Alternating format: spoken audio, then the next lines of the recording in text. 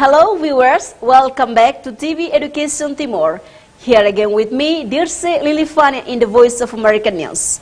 We announce the VOA News through the TV Education Timor channel, which cooperates with the Voice of America. I will accompany all of you in a few minutes with many kind of information, which will provide you to the real news in which is taken factually and actually in international. Well, let's begin the news for today.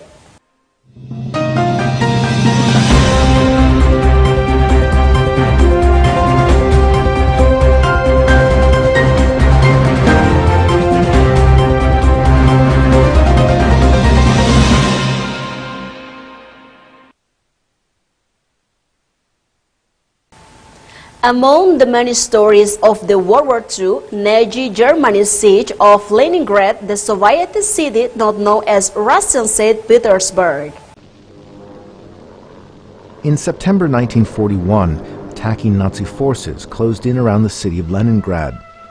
Germany's Hitler sought to starve out the symbolic home of Russia's Bolshevik Revolution before laying siege to Moscow. An estimated 1.5 million residents died of cold, starvation, or while defending the city. Only when the Soviets broke the German lines 872 days later was victory claimed by the Soviet leadership. The official narrative was that Stalin, marshals, guys with a lot of orders and medals, and others who suffered here was absolutely forgotten.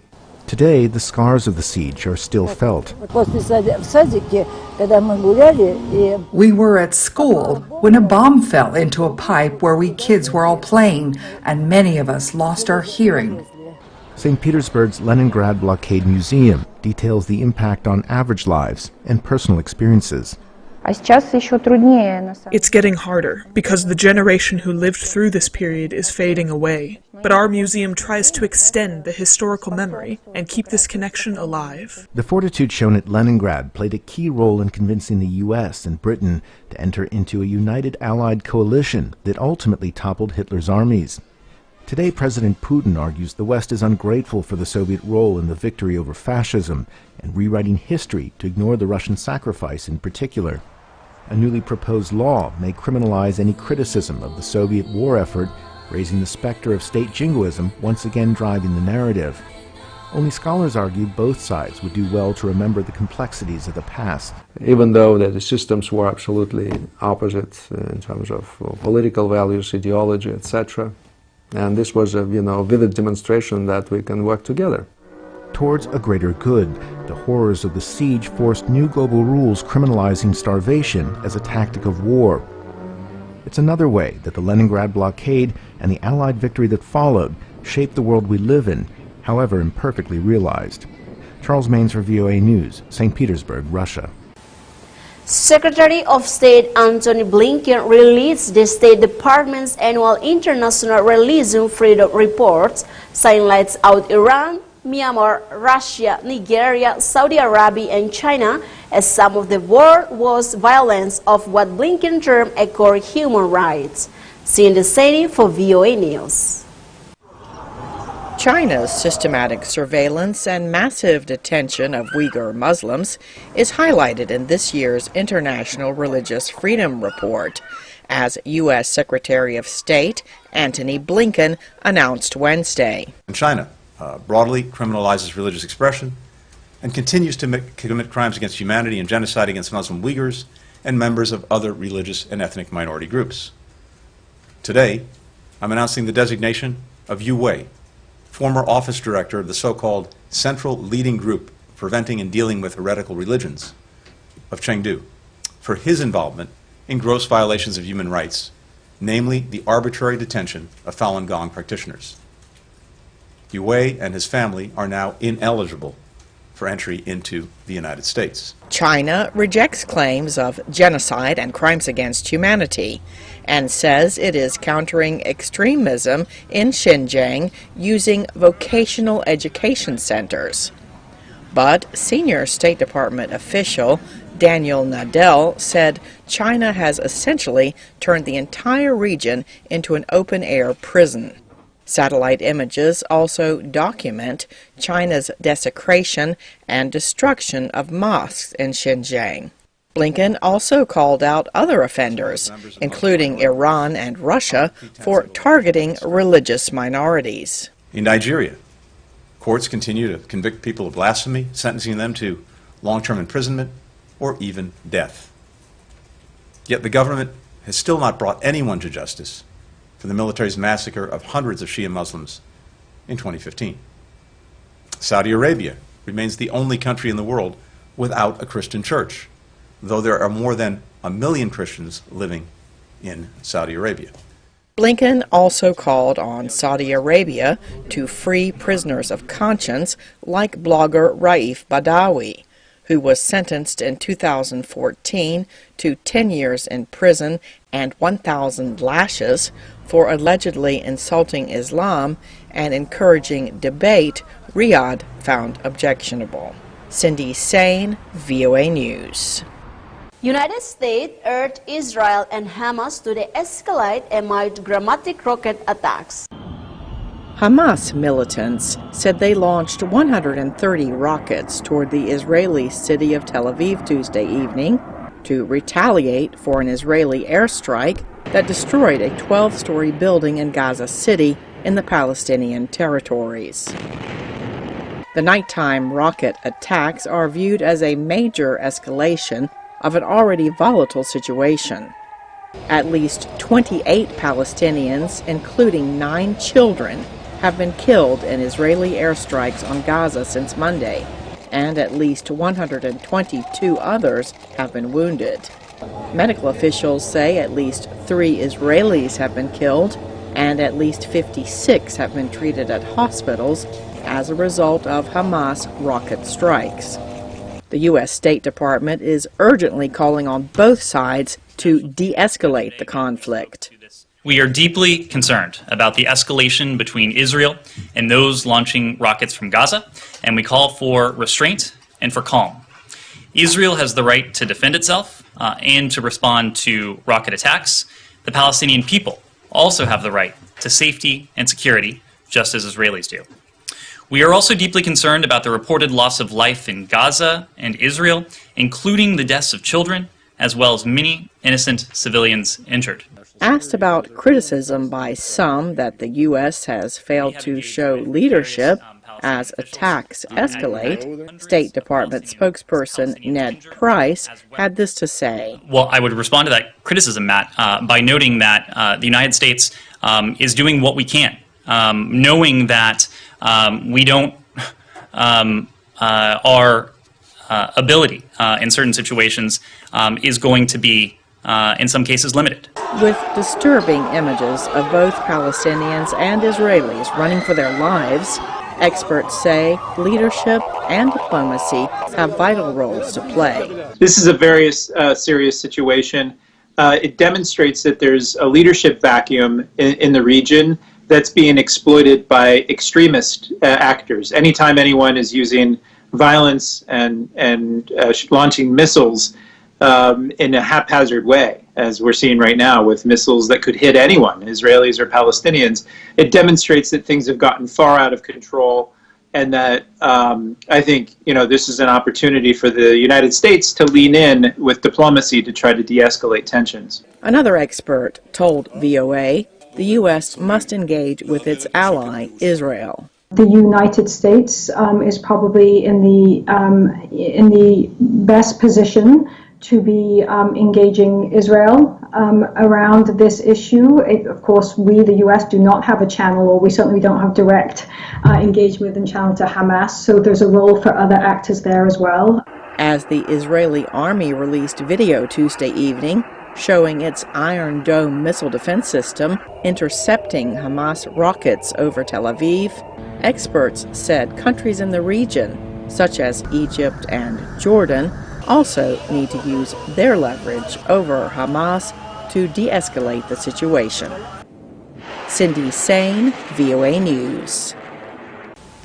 After more than a year in shutdown brought on by the pandemic, its Smithsonian Museum facility in and around Washington are reopening this month.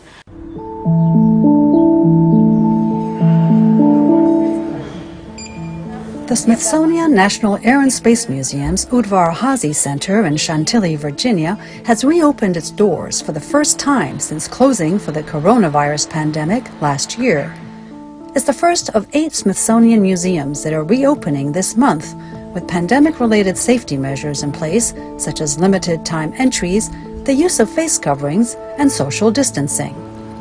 The Udvar Hazy Center is larger than its companion facility, the National Air and Space Museum on the National Mall in Washington. It has the large artifacts, the big aircraft that couldn't fit downtown, and so it presents them more in a hangar-style format where people can just look at the artifacts, soak them in, and kind of bring their experiences. On display for the first time are 2 historic objects that commemorate the reopening of the museum, as well as the 60th anniversary of the first American spaceflight.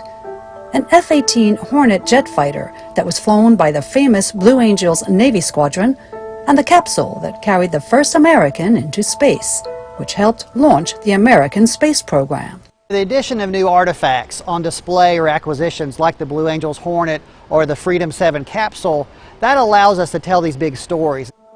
Also on display are the Lockheed SR-71 Blackbird, the fastest jet aircraft in the world. The Space Shuttle Discovery, the longest-serving, oldest surviving space shuttle, and the Enola Gay, the B-29 that dropped the atomic bomb over Hiroshima, Japan during World War II. Visitors of all ages enjoyed both the old and the new. Our granddaughter loves it here. Open space, all the airplanes roaming around. She gets to see a lot of history. She's only 3.5 years old, and she is already informing us of what some of these planes did in the past and so forth, so it's pretty amazing. We just wanted to get out since we've kind of been cooped up during COVID to let the boys experience being outside, being in the museum, and seeing some of the wonderful airplanes. We love looking at airplanes. We a couple times we've seen the Blue Angels fly in the sky, and it's cool to see the history of all the different planes as they evolved throughout the years, and maybe pique their interest in becoming a pilot in the future if they wanted to become one, or even an astronaut.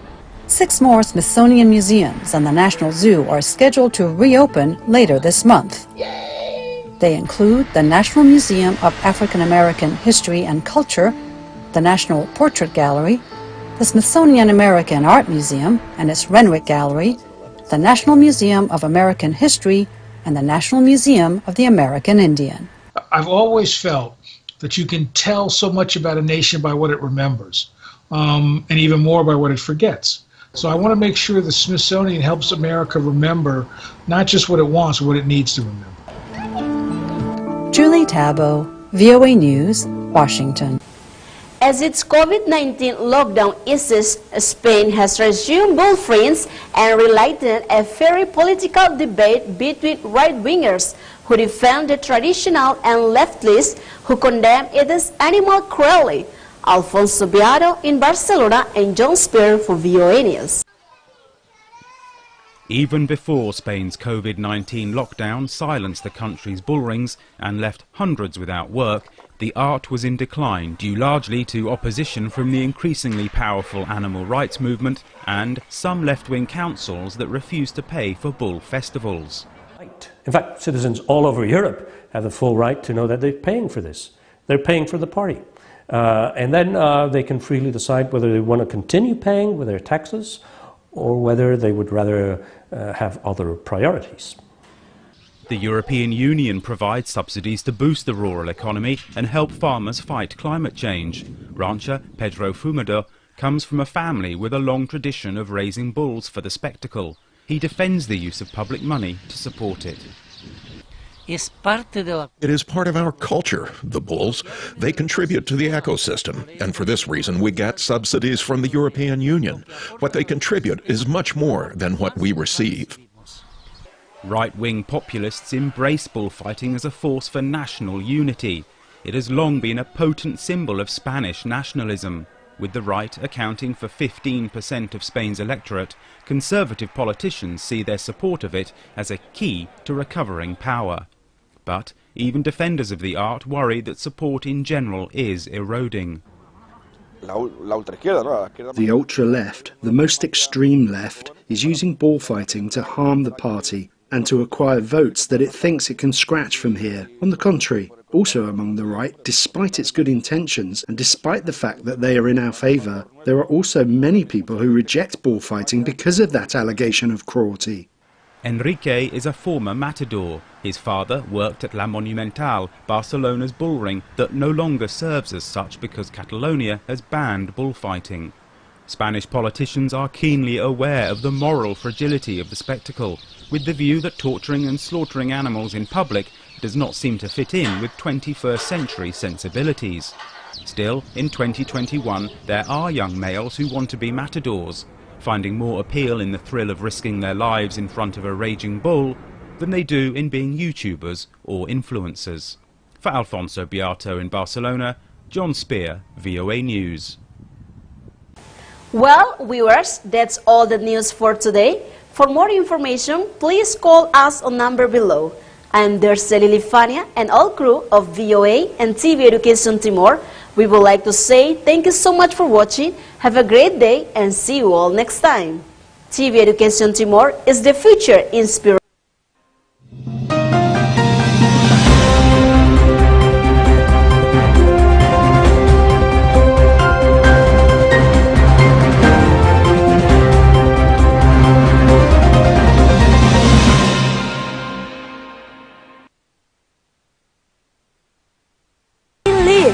A se apresenta Vaitabot Sira, música, videoclip o título Oi Oi. Espera se anima Vaitabot Sira e a tempo serviço no descansa. Playlist e a de canal TVE.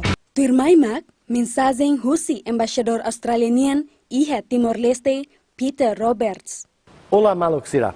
Hawakarak atualiza Vaitabot com a vacina coronavírus. Hanessa nita barak ateneona. Vacina AstraZeneca produce em Melbourne, Australia. No se toa Timor-Leste e tempo badak. Vacina ne, hanessa mosho vacina AstraZeneca nebe, mak dadaun ne usa hodi vacina australiano sira e Australia. Tamba saída mak Australia fornece vacina ba Timor-Leste? Nuda belun no vizinho e te teki serviço hamatuk. Cobertura vacina universal, mak sai hanessa dalan unico ida hodi manam pandemia ne. E tempo internacionalmente susa atu sosa vacina, também exigência aslu produção. Nune governo Australia decide ona hodi tulun nia vizinho sira, hodalam fornece vacina nebe mak produce Australia. Ami serviço hamatuk, o Ministério Saudi, hodi fornece lote distribuição regular, ba vacina nebe mak produce Australia. Doze da huluk, rihun sanulu, se to e dili semana ida ne. Vacina ne seguro kalae? Vacina AstraZeneca, luona processo aprovação barak nebe mak rigoroso, no dadão ne nasam barak mak usa ona e mundo ne. Vacina AstraZeneca heta na aprovação husi Organização Mundial Saudi ba usa emergência. Siramos aprova ona hodi usa e Australia, no husi AMI Australia, ni regulador Administração Sasan Terapêutica, the TGA. No Conselho Ministro aprova ona hodi usa e Timor-Leste. Hanesan ho vacina hoto e a potência ba efeitos colaterais. Ba informação nebe los lu no atu compreende tambasaida mak vacina AstraZeneca nia benefício nebe avalia ona bot lu duke nia risco. Bele bukati informação husi recursos sino nebe mak disponível husi Organização Mundial Saudi no Ministério Saudi. O caso coronavírus nebe aumenta bababek no lais tebesi Timor-Leste laran mundo global nia experiência hatudu ona katak ita iha situação perigo nia laran. Kritiku tebes katak ita protege ita nia an no ema seluk no husi hetam vacina. How karak hetan vacina ne? How se hetam vacina? How nia kabe mo se hetam vacina ne? Apoio saída tang mak Australia fornece? Em total, Australia fornece ona osan milhão sanulu resimwalu pontu walu. Dolar americano hodi tulun Timor-Leste nia campanha ba vacina. Ida ne inclui osan hodi produce no distribui vacina seguro no efetivo ba ema hotu iha Timor-Leste to cobre percentu walu nulu husi preparação nebe magla cobre husi Covax. 12 rihun sanulu nebe se to semana ne honor parte ba contribuição ne. Ami mos fornece assistência técnico no prático nian inclui ba gestão distribuição no gestão temperatura maliri nian logístico no educação saúde público. Apoio financeiro ida ne aumenta ba amini a parceria de desenvolvimento regular, o montante milhão hito nulo resin hito .5 dólar americano cada tinan. Bahira makhabelehetam vacina. Ministério Saudi subisa hamutuk ko Australia, Organização Mundial Saudi, no UNICEF ba assunto vacina nian. Baseia ba Timor-Leste nia plano de distribuição vacina nacional, ema vulnerável no pessoal ali na frente, sina mactadão ne sai prioridade. Monitoriza na fatin atualidade husi Ministério Saudi, kona ba banhira mak itabotsira elegível hodihetan. How hetene katak? Tempo agora ne, tempo nebe susaba Timor-Leste, o situação inundação fuin dadau ne, no moso pandemia global. Australia agulu tebes halo parceria ho itabotsira. How fiakatak? Relação ina ne metin nu uluk nian. No tambe ita hamatuk ita se hari filafali no recupera. Atualiza na fatin ho informação phone tu amini a página Facebook Australia e Timor-Leste. Cuidado na fatin maluxira. Obrigado.